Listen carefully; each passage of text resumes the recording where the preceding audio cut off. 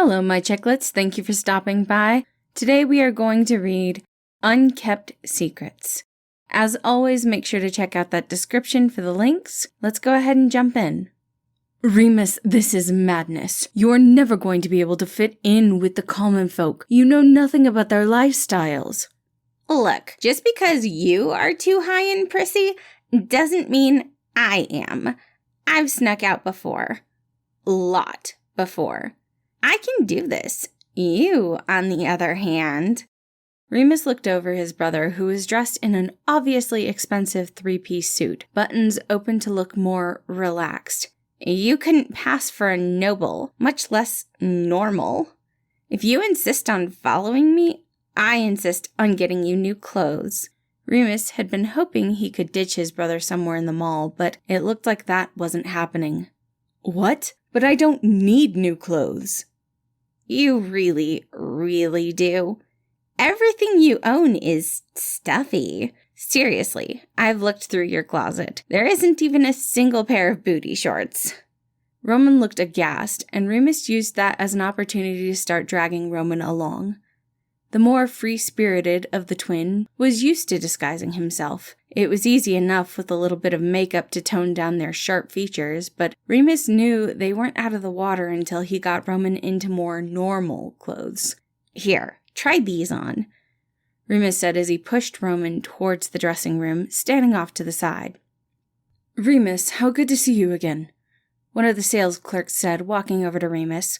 Can I help you with something specific, Ree?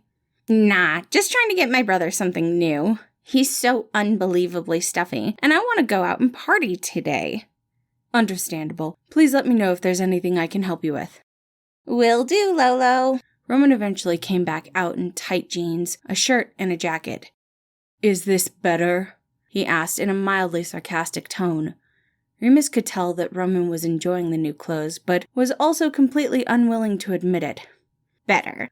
But you still look like a dork, Remus responded, not even bothering to have Roman change as he dragged his brother to the cash register. We need to pay for these. Are you planning on wearing them out?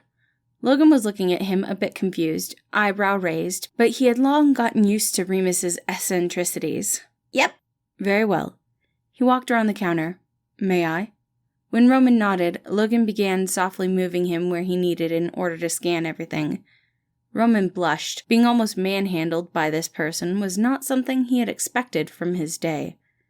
Remus rolled his eyes. When the transaction was finally over, Remus pulled him along. Come on, lover boy. Damn, I can't believe I take you out and you start making googly eyes the first guy you meet. They were both already out of the store, and Roman was trying to regain his footing and his dignity.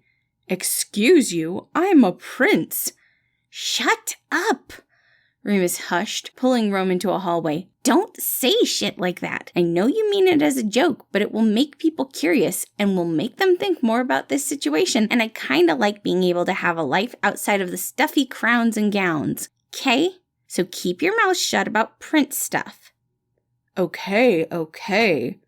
Roman raised his arms in defense, and Remus narrowed his eyes.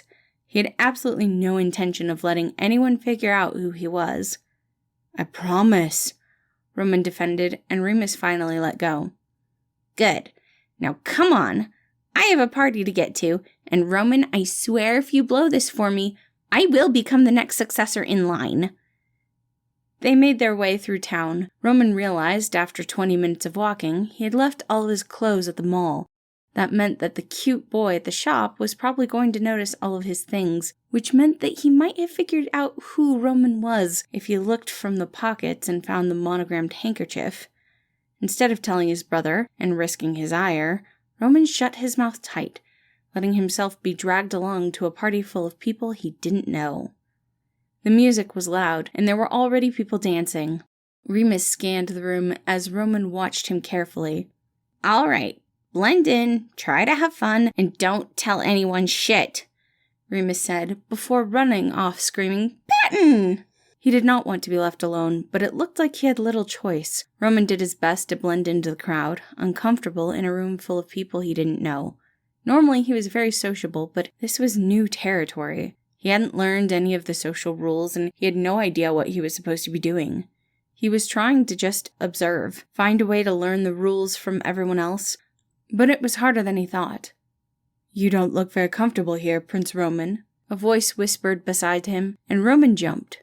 So much for not being found out. But he hadn't done anything. "No, I mean..."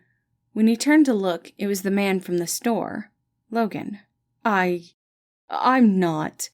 Logan held up the handkerchief before slipping it into Roman's hand. "Don't worry. I already knew. Your brother isn't as inconspicuous as he thinks he is. I also brought all of your clothes in case you wanted them back.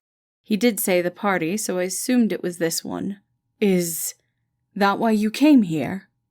Logan shook his head. "I don't think Remus ever noticed, but I live here too. His boyfriend is my roommate." "Boyfriend?" "Yes, but I think that's a story for another time. Would you like to go talk somewhere less overwhelming?"